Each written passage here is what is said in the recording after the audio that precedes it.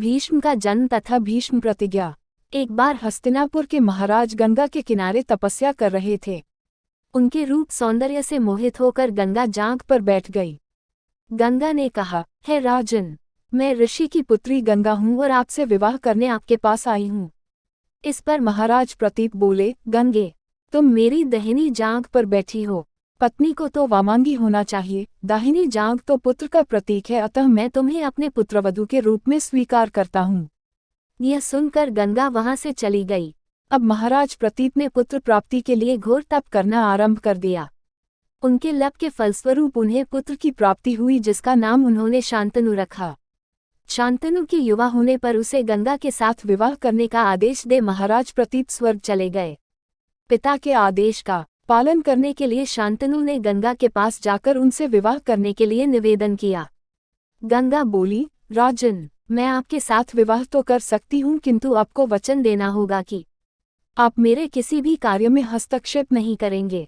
शांतनु ने गंगा के कहे अनुसार वचन देकर उनसे विवाह कर लिया। गंगा के गर्भ से महाराज शांतनु के 8 पुत्र हुए, जिनमें से 7 को गंगा ने गंगा नदी में ले जाकर बहा दिया और अपने दिए हुए वचन में बंधे होने के कारण महाराज शांतनु कुछ बोल न सके। जब गंगा का 8वां पुत्र हुआ और वह उसे भी नदी में बहाने के लिए ले जाने लगी तो राजा शांतनु से रहा न गया और वे बोले, गंगे, तुमने मेरे 7 पुत्रों को नदी में बहा दिया, किंतु अपनी प्रतिज्ञा के अनुसार मैंने कुछ न कहा। अब तुम मेरे इस 8वें पुत्र को भी बहाने जा रही हो। मैं तुमसे प्रार्थना करता हूँ कि कृपा करके इसे नदी में मत बहाओ। यह सुनकर गंगा ने कहा, राजन, आपने अपनी प्रतिज्ञा भंग कर दी है, इसलिए अब मैं आपके पास नहीं रह सकती। इतना कहकर गंगा अपने पुत्र के साथ अंतर्ध्यान हो गई। तत्पश्चात महाराज शांतनु ने 36 वर्ष ब्रह्मचर्य व्रत धारण करके व्यतीत कर दिए।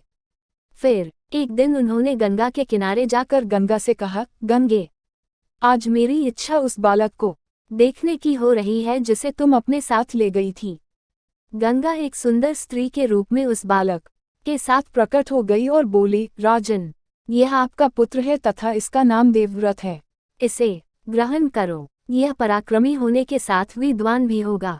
अस्त्र विद्या में यह परशुराम के समान होगा। महाराज शांतनु अपने पुत्र देवव्रत को पाकर अत्यंत प्रसन्न हुए और उसे अपने साथ हस्तिनापुर लाकर युवराज घोषित कर दिया।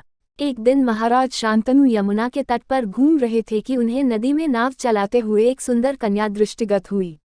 उसके अगोगों से सुगंध निकल रही थी। महाराज ने उस कन्या से पूछा, हे देवी, तुम कौन हो? कन्या ने बताया, महाराज, मेरा नाम सत्यवती है और मैं निषाद कन्या हूँ। महाराज उसके रूप यौवन पर रीढ़ा कर तत्काल उसके पिता के पास पहुँचे और सत्यवती के साथ अपने विवाह का प्रस्ताव किया। इस पर धीनवत निषाद बोला, राजन, मुझे अपनी कन्या का आपके साथ विवाह करने में कोई आपत्ति नहीं है, परंतु आपको मेरी कन्या के गर्भ से उत्पन्न पुत्र को ही अपने राज्य का उत्तराधिकारी बनाना होगा। निषाद के इन वचनों को सुनकर महाराज शांतनु चुपचाप हस्तिनापुर लौट आए। सत्यवती के वियोग में महाराज शांतनु व्याकुल रहने लगे। उनका शरीर दुर्बल होने लगा। महाराज की इस दशा को देखकर देवव्रत को बड़ी चिंता हुई। जब उन्हें मंत्रियों के द्वारा पिता की इस प्रकार की दशा होने का कारण ज्ञात हुआ तो वे तत्काल समस्त मंत्रियों के साथ निषाद के घर जा पहुंचे और उन्होंने निषाद से कहा, हे निषाद, आप सहर्ष अपनी पुत्री सत्यवती का विवाह मेरे पिता शांतनु के साथ कर दें। मैं आपको वचन देता हूँ कि आपकी पुत्री के गर्भ से जो बालक जन्म लेगा वही राज्य का उत्तराधिकारी होगा।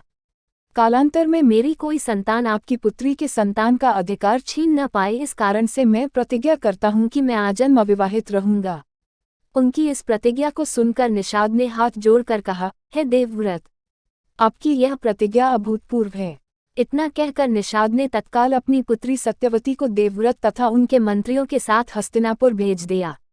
देवव्रत ने अपनी माता सत्यवती को लाकर अपने पिता शांतनु को सौंप दिया। पिता ने प्रसन्न होकर पुत्र से कहा, वत्सा, तूने पितृभक्ति के वशीभूत होकर ऐसी प्रतिज्ञा की है जैसी कि न आज तक किसी ने किया है और न भविष्य में करेगा। मैं तुझे वरदान देता हूँ कि तेरी मृत्यु तेरी इच्छा से ही होगी। तेरी इस प्रकार की प्रतिज्ञा करने के कारण तू भीष्म कहलाएगा और तेरी प्रतिज्ञा भीष्म प्रतिज्ञा के नाम से सदैव प्रख्यात रहेगी। उनके जैसा वीर इस संसार में और कोई नहीं है। वो अपने जीवनकाल में कभी भी किसी से भी परास्त नहीं हुए। यहाँ तक कि उनके गुरु और स्वयं विष्णु के अवतार भगवान परशुराम भी उनसे 23 दिनों तक युद्ध करने के बाद भी उन्हें परास्त नहीं कर सके।